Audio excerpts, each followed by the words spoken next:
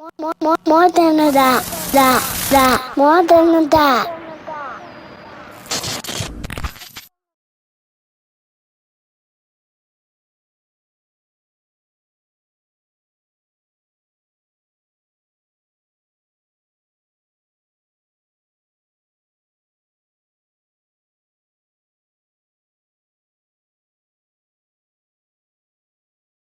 Welcome to More Than a Dad podcast. I'm your host, Dre Moore. I got my guy, Lou. What's good? Dang, right? Yo, shit. He all pre-hype. Pop his pistol before he pull Can we it. run it back? Thank No, you. Cheddar Bob. Listen, No, we're going to keep going. no, we're not. Welcome to More Than a Dad podcast. I'm your host, Dre Moore. I got my guy, Lou Mobe, here with me. What's good? He on point now. And today I want to shout out Indiana, Pennsylvania. We had a ball up there. We did. We'll get to it. Yeah, shout out to Indiana, PA, IUP, University and all that. We appreciate the support. The support has been amazing. We got some stories to talk about from up there. But we back, bro. So let's jump into this Fast Five. You ready? Yeah, man. What? Let's do the fast five. Oh, I seen you point. I thought my beard was like touching No, the microphone. I was telling you to make sure you're talking to the mic. Oh. Pause. All right, I got a little music situation. So we going to do this or that for music, some songs. What we do is wrong or flip side. What we do is wrong. Still when the sun come up. Dreams and Nightmares versus I Wanna Rock. So that's been a big debate. It's dreams and nightmares because that's my generation. Oh, all right. All right, we outside this summer. It's nice, you know what I'm saying? They both ain't Philly, but one of them is. So Summertime versus Outstanding at the cookout. That Outstanding hit different. Outstanding, yeah. Hit a little different. Hey, man, that did my man Will dirty out of pocket. Young Guns edition. No Better Love versus Can't Stop, Won't Stop. Ooh. That's tough. I'm going to do No Better Love. No Better Love. For the ladies. Yeah. You know my big romantic ass. Let's go to Siegel. Let's do Feel It in the Air versus Remember Them Days. Feeling in the air. Feel It in the Air? That's probably like his best record, and it's a solo joint. Yeah, true. Feel It in the Air is deep. Feel It in the Air is definitely deep. Too bad he got booked right after that. He ain't feeling in the air that good. No, it killed all his momentum. Killed his momentum, man. He was going to the next level. But let's jump into it. How's that like, bro? Oh man, their life is taxing, exhausting. Words like that. Osa just came home, so we happy for that. She has made pretty much a full recovery. She still has some minor things that she has to heal from. She still has the NG tube in her nose, but she's eating, talking, walking. Only thing she's having difficulty with is swallowing water. So we got to give her fluids with a thickener in it. But she still gets How hydrated. that work, bro? Huh? How that work? What? What you put in the fluid? It's like little packets, and you mix it in her juice or something, and it gets a little thicker. Or you could do like natural things where like you add yogurt to. Can you explain? Hold on. So the water itself is, because it's too thin, it's hard for her to swallow it? Yeah. It don't have no texture to it? Yeah, I mean, when you eat, like you smell the food, you see the food, you pick it up. It's all these communications. So the process of swallowing, you got to chew. Right. When you drink water or when you drink fast-moving fluids, it's here and now. So one of the things that happened for the Guillain-Barré, her swallowing and stuff was like she was going down the wrong pipe. Okay. So basically, in that time, when she first did a swallow study, all three forms of liquid, whether it was juice and water or milk, whether it was nectar and whether it was honey, it all went down the wrong pipe. So she failed the first swallow study, like all Completely. three substances. That's crazy. And then when she did the swallow study before she got discharged, the only thing she didn't do good with was the water or the milk. Okay. So they were like, we're comfortable with her even having sips of water, but not as her primary form of hydration. Right. So they kept the tube in her nose, so we give her like 300 milliliters 4 times a day or something like that. So, and it's crazy because like the other day, had a crazy panic attack. She ripped the tube out of her nose in the middle of the night. And when I woke up, that joint was out. And I was like, babe, we putting it in or we going to the ER? Because that's the only two options. Right. And, she, Varnia just, Varnia going to school to do nursing. So I ain't want to be like, yo, you the nurse. Like, you need to, like, I ain't want to be like that. But.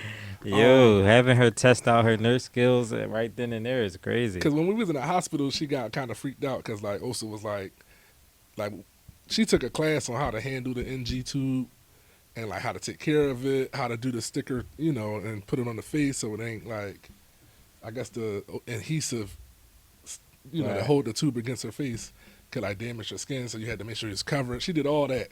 She took the whole 2-hour class, and then she was kind of, like, making sure that I was getting educated, too, and that I learned how to, like, do Osa's water and, give her water and change out the tube and check her pH in her stomach and Right. all this stuff.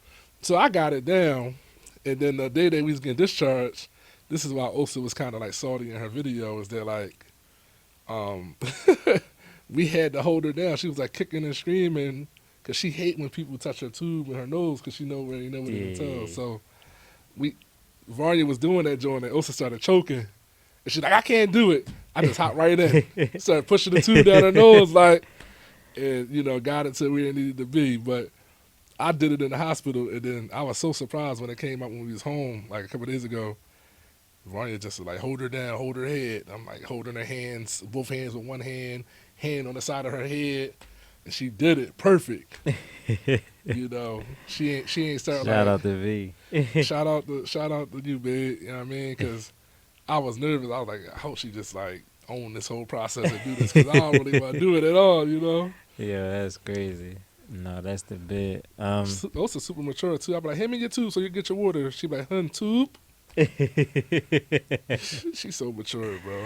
Listen, man, I'm glad she made a full recovery. That's amazing. She's still doing some outpatient PT. Yeah, but still, like from where it was at to like where it is now, it's like night and day. So, Bro, like, being on a ventilator to like where she at now has been a emotional roller coaster as a father, bro. absolutely. And I was saying something to like Blackie Chad. Shout out Blackie Chad. Yeah, shout out to Black. I was saying to him, like, he was just saying how much, like, like, as a man, you got to, like, suck up your, like, this is what we here for, is to endure and make sure we hold it down for everybody else. Right. So, like, I kind of spoke about that last time we was talking about Os, and I was just like, I kind of handle things in, like, a third-person perspective, like, how I handle things. Like, even when mommy house was burning on fire, like, I'm like, damn, that's really happening to Bull. Like, it ain't me. Like it ain't happening to me. Like, damn, this really my daughter right here. Damn, Bull, daughter really going through that. Right. Like, it don't really be surreal to me until, like, because I think if I lived in the moment of it, I wouldn't be as poised or composed or mature or responsible. I always handle things kind of like, it's like, you see Limitless before, like how he is when he take a pill. That's how I be when, like, I be getting good, extremely good or bad news. Right. Like, damn, Bull really just graduated with his master. Like, that's good for Bull. Like, damn, you Bull though. Like, you him. It's like an out of body experience. Yeah, man. That's how I feel. Like, it was like third person view, bro. Like, yo, Bull looking at his daughter in the bed. Like, damn, I wonder how he feel. Yeah, bro. So it just be like, I'd be so surprised, like how I be handling things, and Dean and Ray always be like, man, you so poised and composed. You don't be crying or nothing. I'd be like, Right. because it ain't no real room to cry. Like, we got stuff to handle clearly. Absolutely. You know what I mean? So it's been a hell of a month. I can't really complain. That life is good. That life is good. Ash got his teacher back. He didn't have his teacher for a long time. I don't even know if I even talked about that on here. But I can't even, heck. I mean, I could get into it a little bit. But so Ash in his kindergarten class, he has his teacher, Miss B, who's been there all year. This is like his favorite teacher. She real cool. She real like good with Ash. So like she was like gone for like a month, kind of. She was on like some leave situation. I don't really talk about her business here. But she was gone, and he was like, he was cool for like 2 weeks, maybe like 3 weeks. He was cool. And like one day I went to go take him to school, and he just was like, yeah, I don't want to go to school no more. And I'm like, what you mean? Like, why you don't want to go to school no more? And he like, I could just go to the daycare. Like, I don't want to go to school. He like, cause Miss B not coming back. And I'm like, what you mean she not coming back? Like, yes she is. He like, no. He said one of the teachers like told him that she wasn't coming back. So I'm like, all right. So I went and I had took him into school and I had asked, and it's funny because like I didn't really know what teacher told him. So I'm like, yeah. Like what's going on with Miss B, whatever, whatever. So they was like, we can't really tell you, whatever, whatever, all this stuff. So I'm like, all right, cool, whatever. I'm like, well, he said that that the lady, I just referenced what she taught. It was like, yeah, such and such that teaches such and such told him that I didn't know her name. I'm like, yeah, the teacher that teaches this said that Miss B wasn't coming back, and she was like, she was there, she was standing there, so she was like, oh, that's me. I'm like, well, he said you said it. And she like, I didn't say that. Because like, I guess it wasn't really, like, supposed to be a discussion amongst, like, the staff or whatever. They wasn't supposed to discuss it with the kids or whatever.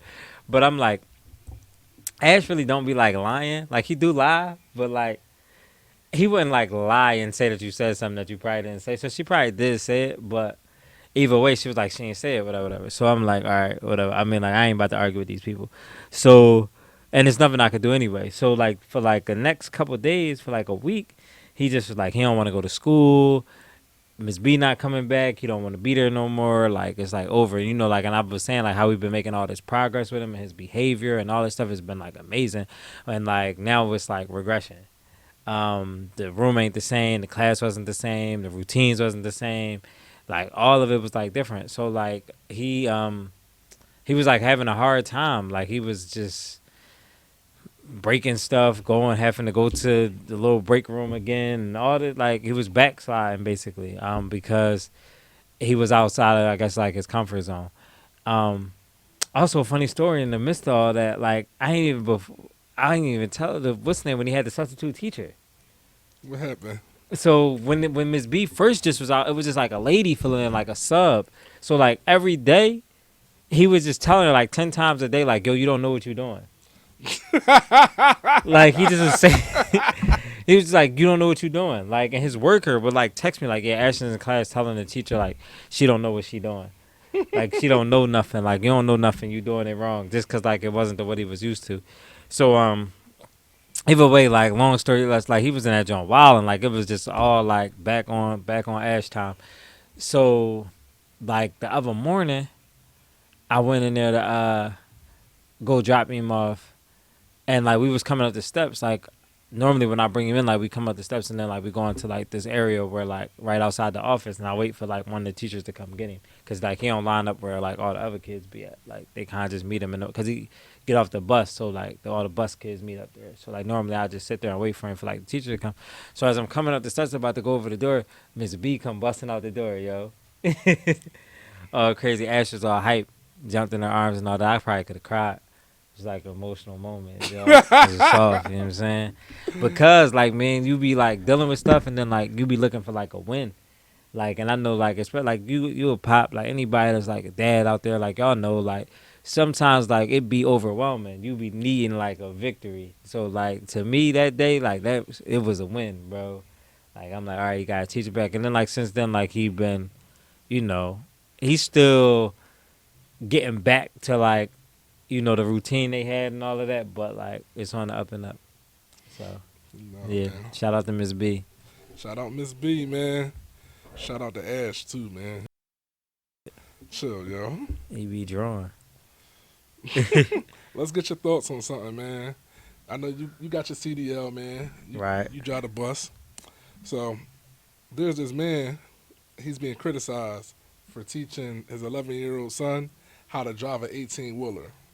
And a lot of the criticisms is like he needs to stay in a child place, like allow him to have a childhood.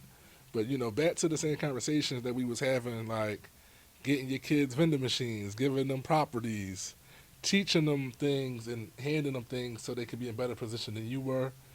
Do you see Right. anything wrong with, like, if you was to be teaching, like if you owned the bus and you was teaching little Dre how to drive the bus, would it be a problem?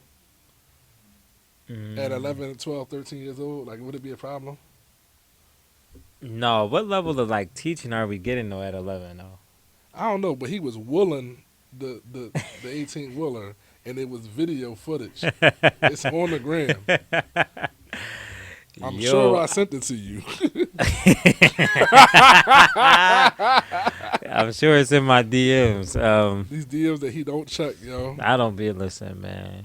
I don't be in the DMs cause like that. Anybody that DM me know like I don't be in the DMs. But I'm on the fence a little bit, bro. Why? Because if it's an accident, it's serious, huh? Yeah, he's 11, bro. Like I get the premise behind it. Like, yeah, like you want to get your kids a head start. You want to show them some things. You want to get them some skills. That's cool. I don't really like the terminology like stay in a child's place because like like I think they used to use that to like silence us and stuff and like what is a child's place, but at 11, bro, I don't know if I could put you behind the wheels or something like this. Like, was the kid like on his lap? No, he was in the passenger seat. Young boy was in the front seat. Getting back. Bro, it looked like the truck was moving hella fast. Yeah, bro, I'm on the fence with that. Like, I wouldn't, like, would you like throw Dre the keys to the expedition? I mean, to the Explorer? No, I wouldn't. Right. Why? Only because it's my primary vehicle. Like if it was the work truck, then I don't know. If it's the work truck, you letting him get back in the work truck? If it's the work truck and it's our work truck, or is it like somebody else's company work truck? Oh, so do it only matter if he crashed and you got to foot the bill? Yeah, like if he crashed your 18-wheeler truck, this is your insurance and your liability, right? Versus like he crashed Deceptibus. You feel what I'm saying? I mean, either way, it's all bad, bro. Yeah, I mean, but like, all right, he crashed your 18-wheeler, and it's your company and it's your truck. It's over, bro. And then you just don't have a truck. You just gotta go rent a truck until you get a new truck, and you can still keep your life together, right? You crash the company truck or the company bus. Now you don't. Now you you fired, and the truck banged up. Bro, that might be a case, bro. All right, bro. It might be. I guess I'm being negligent. Bro, listen. No, if you're using a wheel, right, and they driving and they don't got no license, but you got a license, and they smack, that might be on you. It's over. Yeah, bro, you might be chalked either way, cuz. I think I'm on the fence. Listen, get your kids some skills and teach them some things. I don't know if you should let 11-year-olds drive 18-wheelers, though. When I was young, when I used to go to Uncle Linwood's house, like Davey and Craig and them, they used to be driving like the tractors and stuff on Yeah, but that's still different. The tractor is on the farm. like big tractors and like for example, like Worst case scenario, I drive it into the house. For example, a semi truck, right, that's carrying lumber that they're cutting their trees back there and putting the lumber on there. Yeah. Davey and them was driving them trucks. Cousin Davey and them was driving them trucks. I don't know if they was 11, but they was young. They wasn't grown. And it wasn't their job. They were just helping their pops. Where was they driving it to? It was on the road. They was driving it around. Did they have licenses? Probably not, but they got skills. They still do that stuff to the day. I mean, I've driven a car I've driven a car without a license. I've driven a car without a license. But yeah, my brother used to let me hold his car every weekend. I ain't had no license. I wasn't 11, and it was a car. It was like 16, 17, 16, somewhere. Right. I didn't have an L, but I actually hit somebody's car, too. Left the scene. I have a license, yo. Real rap. You taking us to the next level, yo. I swear to God. And yo, and Little Dre over here kicking somebody's ass with Majin Buu over there. He giving them some work on the phone. Listen. Yeah, I hit somebody's car on the E-way. I hit their mirror off. And fled the scene, bro. They chased me, but we got back. Real rap, yo. Listen, man, you can ask Dom. Dom was with me. She know. We were supposed to be going to the movies. Clip somebody jump. Anyway. But yeah. What's up, yo? My bad, yo. Don't let your kids drive underage. I want to get into this, let's talk about us speaking at the Excellence and Progress Conference at IUP. And let's talk about the adventure of going there and all the things we had to overcome to get there, man. If you were to start us off. All right, listen. IUP was a time. So like, mind you, I've never been to IUP, ever. Nor have I ever really been to a real college campus outside of like being at Temple and like, yeah, and that's like being in the city. Um, yeah, so we had the speaking engagement at IUP that was set up by our great friend and friend of the show, Donovan Daniels. Shout out to Grizzle Teddy Company. Shout out to Donovan. He wanted us to, come up and be a guest speaker. So of course, we did it. It's more than a dad. So yeah, so we had to go on a Saturday. Mind you, I work overnight, so it was like a Saturday morning that this was starting, and I get off at work at 2 a.m. Saturday morning. Funds is tight, can't really just be not at work. You know what I'm saying? So I get off work, I go to Lou house, and I'm like, yeah, we gonna get in this car, and I'm gonna sleep on the way up to IUP. And Damir's with us. That's our videographer, editor. If y'all don't know, Damir, shout out to Damir. Damir going to drive us up there, and we going to relax. So we get in the car. It's like 3 in the morning now. We gonna hit the road. IUP like a 4.5 hour drive to get to IUP. So we on the road. It's 3 in the morning. So Lou's in the front. I'm in the back. I'm small, so like I could like stretch across the seat in the back of the car, like head on one door, feet on the other door. So like Lou like sleep. So Lou sleeps. So I'm trying to get some sleep. So we could be rested and ready to talk to these people and do what we do. Man, I don't know what Mir. First of all, Mir was treating this joint. We was in this Chrysler 300. He was treating this joint driving dumb fast. Don't know why, but treating it. So all I hear as I'm like half sleep, y'all. Like I ain't really sleep, but I'm not really awoke neither. I'm like half sleep. I just hear, yeah, make a right, Altoona exit.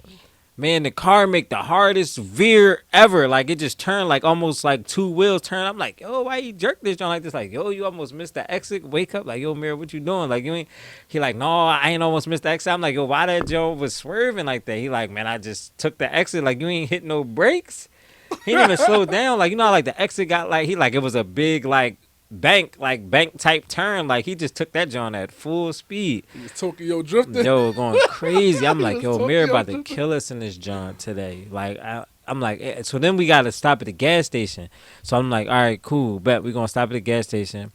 Mirror get some snacks. I don't know, you was up when he went to the gas station? No. Lou still asleep. So like, and I was cold. When I was in that joint freezing, I'm like, yo, y'all don't got like no nothing for me to wrap up in. Right, freezing in this joint. So, but Mir go get these snacks. So now we back on the road.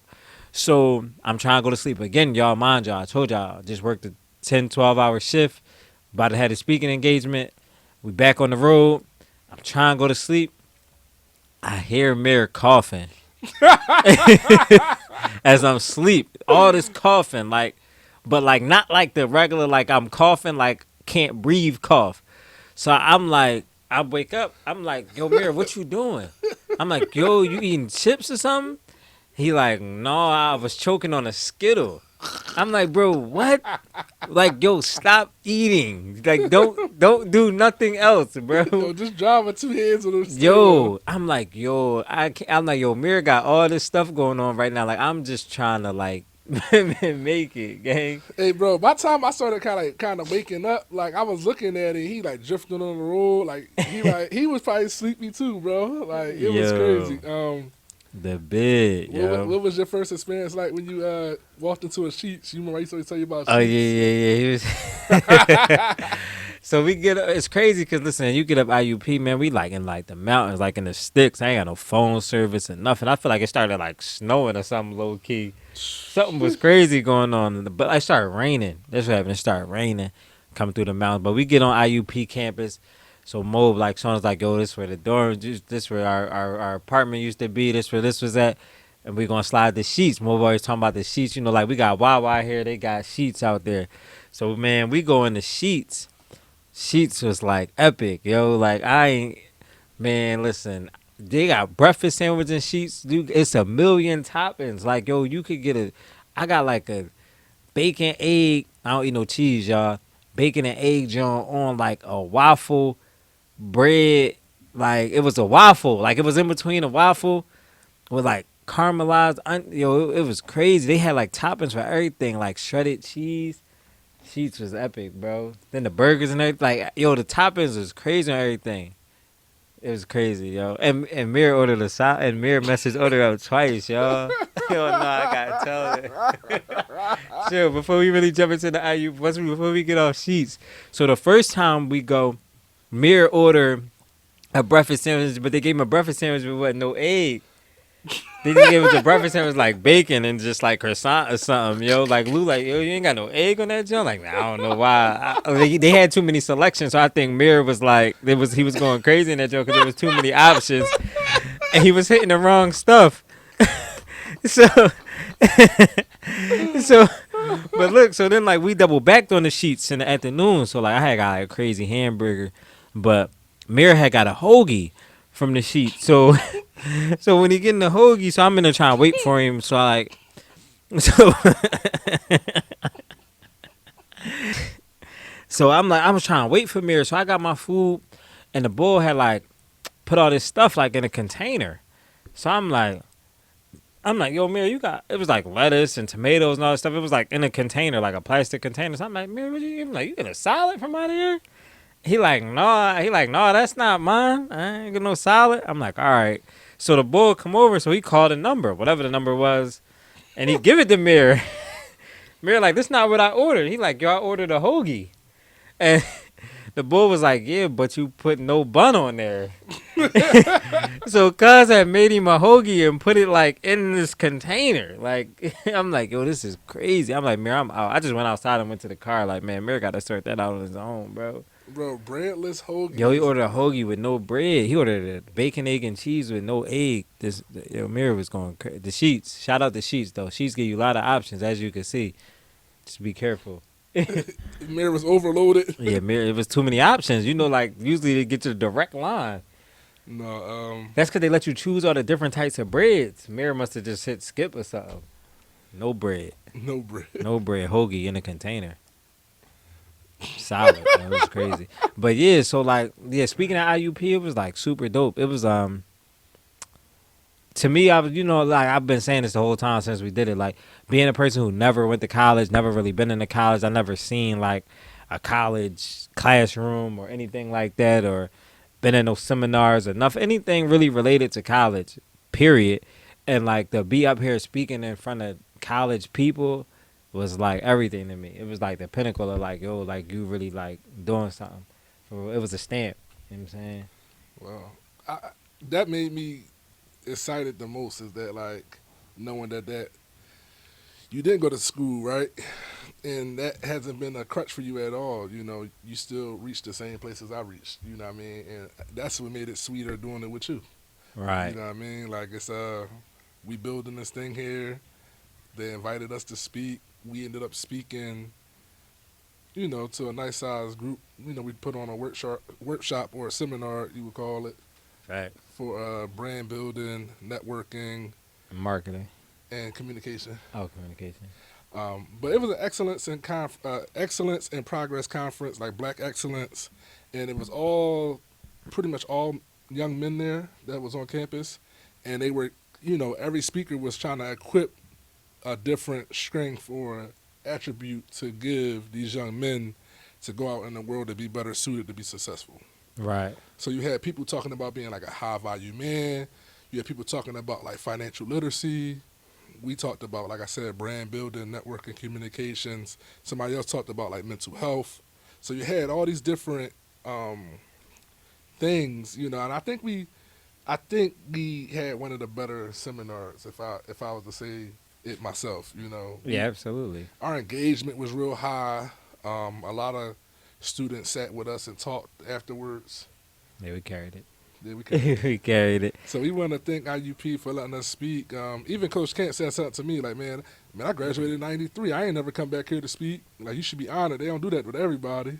Right. Yeah. Yeah. No, it was dope, man. It was like it was it was cloud nine for me, bro. I told you it was like I was high off of that for like days, bro. Bro, I was calling Dre, and Dre was just, bro, still so excited to have, we did that. We did Yeah, that. we did that because like I ain't, it was a big deal. Like it wasn't, like I don't, like I said, like I don't really get told too much like what I can't do, but just like to see the range is like that. We did that, like that was like amazing. Like it was just like I said, it's a stamp for real, for real. It's just like I don't, it's fulfilling. It's like, can I do that? Like I don't really know. And then like oh like like we did it. And I know like in the moment like you be out there with me like I don't really show signs of like I can't do it. Like I don't never really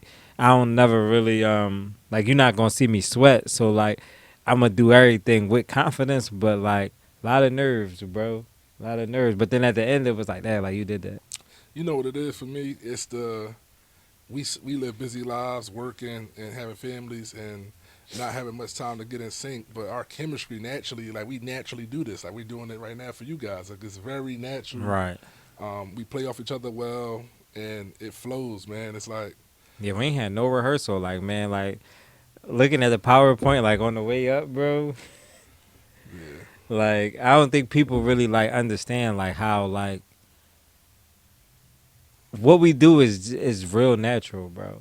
Like yeah, it's real, like it's really a testament like how like it ain't like we not up there giving you we reading off cue cards or like this is planned. Like no, like we gonna speak from the muscle, but yeah, like we gonna just speak from the heart for real, like and we just it's the same thing we do here. Like it just it was live though. Like here, if I mess up here, we got edit it. I mean, I don't mess up really, but I don't really speak out of turn. Neither do you. We don't really speak out of turn. We don't do too much cutting and editing.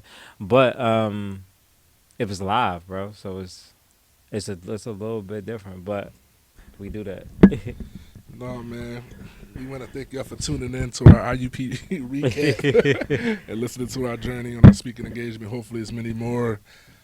Thank y'all for all the love and the support, man. Until next time. We out. Join the More Than a Dad family by following us on Instagram, subscribing to our YouTube channel.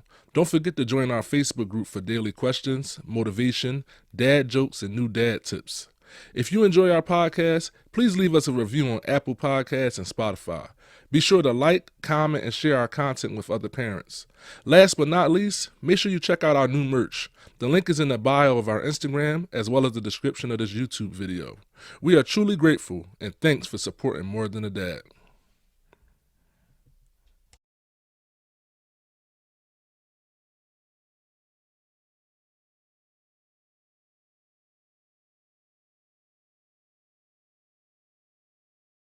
More than a dot, more than a dot.